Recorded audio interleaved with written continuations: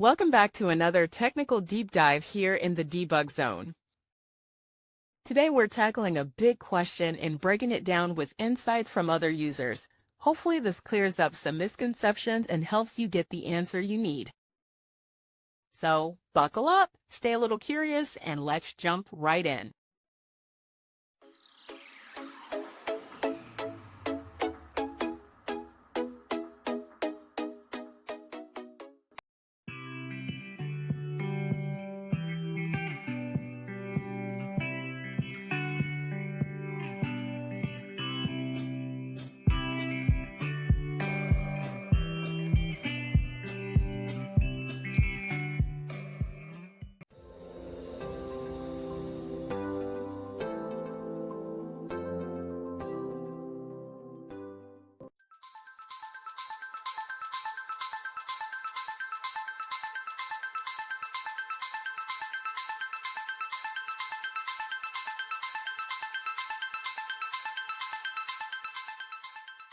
And that's a wrap.